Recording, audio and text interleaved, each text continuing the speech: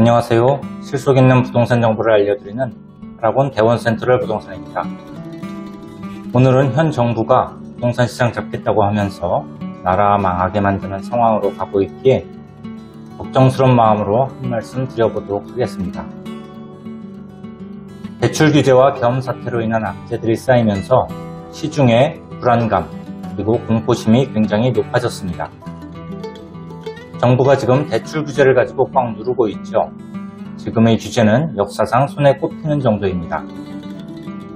이렇게 강하게 하방 압력을 가하고 있는 시장에서 25년도에 시장이 올라가는 거냐? 그건 아닙니다. 취득세 증가와 같은 정부가 하는 규제는 정부가 풀어줄 거라고 기대는 하지 않고 있습니다.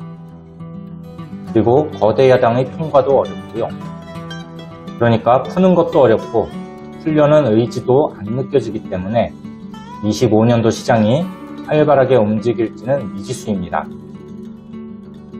역대 정권도 자세히 들여다보시면 노무현 정권, 문재인 정권 때 정말 여러가지 기발한 뭔가 새로운 규제를 내놨지만 시장이 확 잡힌 적이 없거든요.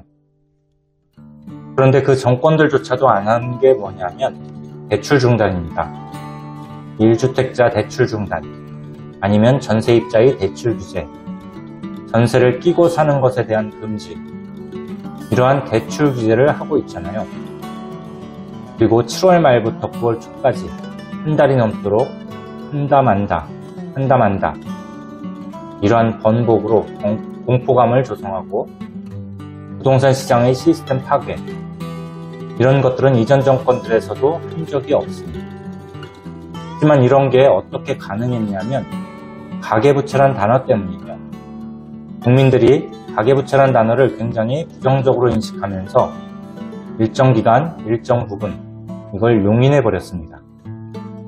국가부채, 기업부채, 가계부채가 있는데 가계부채만 안 되는 이유는 뭘까요? 이해가 가지 않습니다. 가계부채는 늘려야 됩니다. 가계부채를 늘리지 않으면 내수경기가 살아나지 않죠. 가계부채 이꼴 내수경기, 이게 어느 정도 맞아떨어지는 공식입니다. 데이터로도 나와 있습니다. 현재 정권은 3년차 임기 내에 40조 정도의 가계부채를 늘렸는데 이게 예전 정권에 비하면 절반이나 3분의 1, 4분의 1 수준이에요. 그래서 내수경기가 안 좋은 겁니다. 내수경기를 계속 망치면 이것은 기업의 전가가 됩니다. 기업의 전가가 되면 은행의 전가가 되고, 은행 다음에는 온 국가의 전이가 되고, 그 다음은 국가 자체의 디폴트로 가는 겁니다. 말 그대로 망하는 거거든요. 이러한 시스템을 그대로 유지하게 되면 부동산 시장 또한 망하게 되겠죠. 이 시스템을 완벽하게 현재처럼 유지한다면 부동산도 활발해지기는 어렵습니다. 다만 일정 기간 동안에 대출에서 자유로운 사람들이 사고 파는 아파트, 일명 좋은 지역의 고가 아파트, 이런 데는 똘똘한 한 채 시스템을 완벽하게 갖춰놨으니까 일정 기간 동안 갈 길을 가겠죠. 하지만 부동산 전체의 시장은 서로 밸런스가 맞으면서 돌아가야 하는데 밸런스가 맞지가 않죠. 그런데 너무 한쪽만 계속 올라갈 수는 없습니다. 가격 상승의 피로감도 있고 사람들이 돈의 한계가 있는 것이고요. 그 시장 전체가 죽어나가게 되면 여기서 또 문제점이 발생하게 되면 아무리 고가 시장이라 하더라도 연관될 수밖에 없습니다. 하지만 좀 시간은 걸리겠죠. 제가 25년, 26년 시장에 대해 무엇을 근거로 말씀드리는 거냐면 지금 내수가 안 좋은 이유는요, 가계부채를 안 풀어서입니다. 이것만은 아니지만 굉장히 큰 비중을 차지하고 있습니다. 그리고 이제 이게 빨간불이 들어와요. 다만 현재 정권이 빨간불이 들어왔다고 액션을 취할지는 모르겠습니다. 하지만 슬슬 대출을 통제하는데 한계가 올 겁니다. 일단 지난 2년 동안의 사이클을 봤을 때 은행이 대출을 하는 건 막지를 못해요. 이건 공산주의 국가거든요. 은행이 대출을 해주다가 2분기를 넘어서 3, 4분기에 좀 많다 싶으면 대출 총량 규제를 하거나 가산금리를 움직입니다. 그런데 이것의 부작용이 뭐냐면 여러분이 TV에서 보시는 기준금리 인하 있잖아요. 이런 게 아무런 효과가 없습니다. 기준금리를 내려도 대출을 막거나 은행이나 국가가 가산금리를 마음대로 조율을 하면 기준금리의 의미가 없죠. 그러니까 국가가 이상하게 돌아가고 있는 겁니다. 여기도 한계가 온다는 거죠. 우리가 이걸 용인하는 그 시간 동안에 국가 내수 경기는 이미 거의 파탄이 났습니다. 그리고 이게 슬슬 기업으로 퍼지고 있고요. 지금 지방시장은 25년도부터 좀 이런저런 일들이 발생할 수도 있습니다. 왜냐하면 시행사, 시공사가 좀 많이 안 좋아요. PF 문제도 다시 터질 수도 있고 망하는 기업은 더 나올 거라고 보고 있습니다. 그래서 지방 내수 경기는 더 안 좋아질 수가 있어요. 이 모든 걸 봤을 때 정상적인 정부라면 뭔가 고쳐야 합니다. 지금 현재 강력하게 대출 규제를 하고 있는 상황이고요. 계엄 이벤트까지 터졌는데 정상적으로는 부동산 시장이 하락을 하고 있는 게 맞죠. 왜냐하면 지금 내수 경기는 거의 IMF 때급으로 안 좋은 거 여러분들이 다 느끼시잖아요. 내수가 이 정도로 안 좋으면 시장의 자산들 가격이 버티지를 못합니다. 근데 부동산 시장은 버티죠. 매매가와 전월세 시장을 통틀어서 말씀드리면 버틴다는 표현을 할 수가 있습니다. 정부가 유동성을 가지고 시장을 이렇게 저렇게 컨트롤하고 있고 굉장히 힘들게 괴롭히고 있는 건 맞지만 이게 수급이란 포인트로 봤을 때는 이미 시장은 수급에 의해 상승 방향으로 향하고 있다는 겁니다. 올라간다는 게 아니라 방향성인 겁니다. 공급이 제대로 안 되고 있죠. 신규 공급이나 전월세 공급이 제대로 안 되고 있다는 거고요. 그런데 여기에 유동성이 공급이 되면 눈에 띌 정도로 거래량이 늘어나거나 가격이 올라버리는 겁니다. 그러면 정부는 이걸 막는 거죠.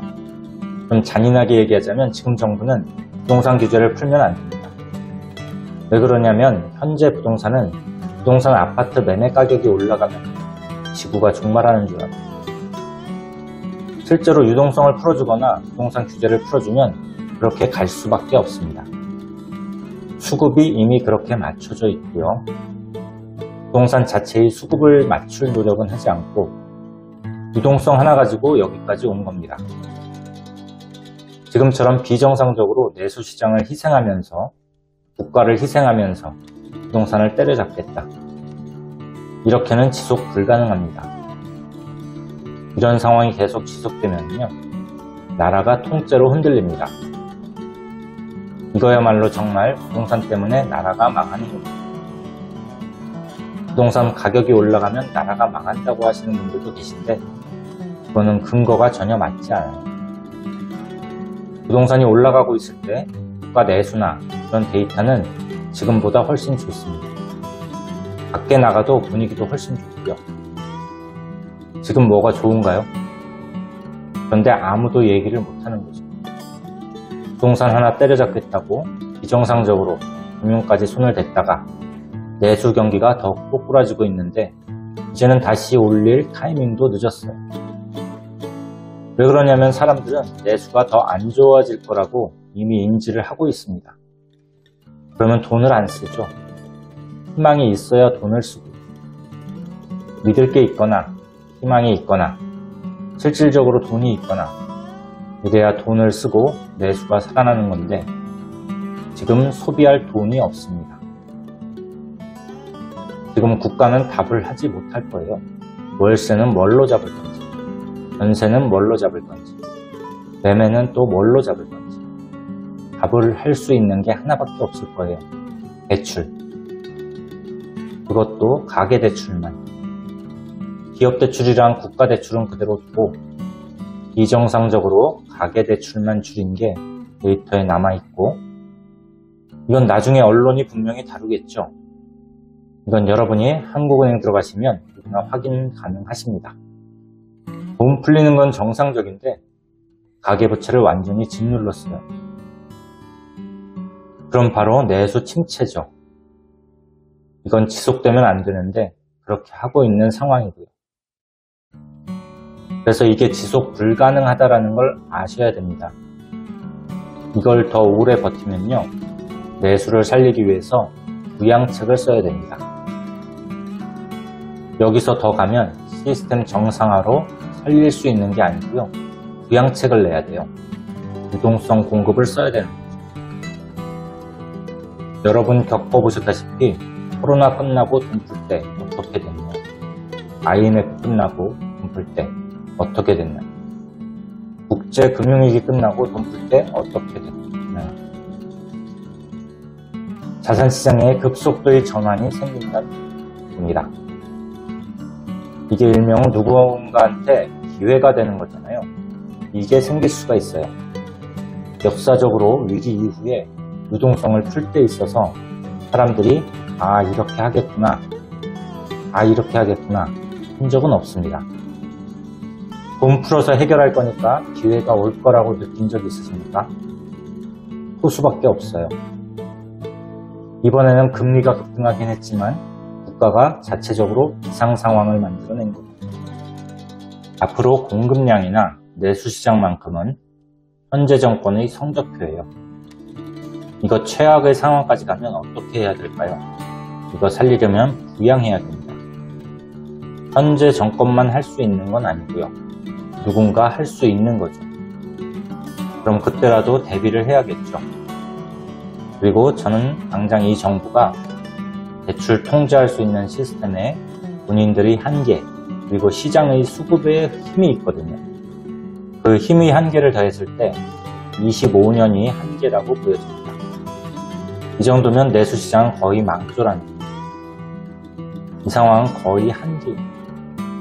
국민들이 용인하지 않고요, 이렇게 한계가 오면은 대출은 나갑니다. 몇 달 있으면 대출은 또 나가요. 은행은 그런 존재입니다.